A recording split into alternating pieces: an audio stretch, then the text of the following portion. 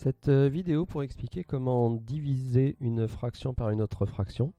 Donc la règle nous explique que lorsqu'on divise par une fraction, cela revient à multiplier par son inverse. Ça veut dire qu'au lieu de diviser, on va finalement multiplier.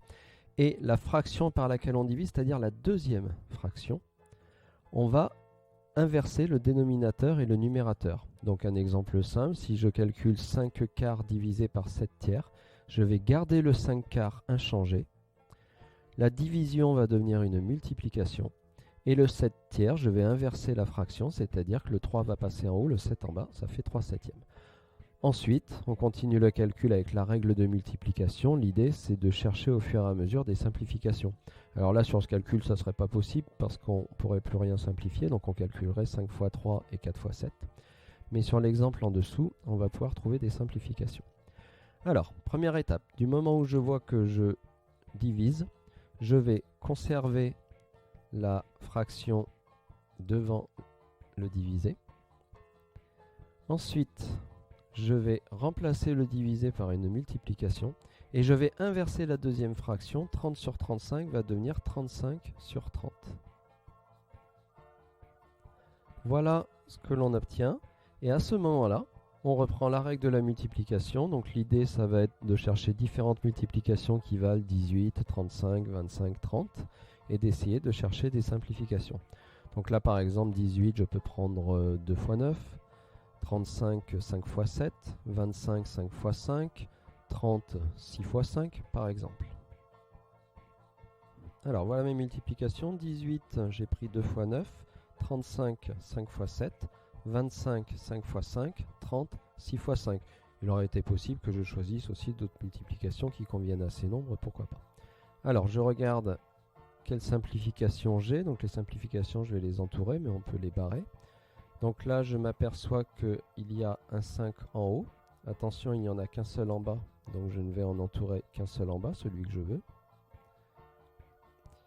Et là, je vais regarder avec les nombres restants si je ne peux pas trouver d'autres simplifications. Alors, il se trouve que dans les nombres restants, le 9, je pourrais encore l'écrire 3 fois 3, le 6, 3 fois 2, donc c'est intéressant. Je vais encore pouvoir trouver une simplification par 3.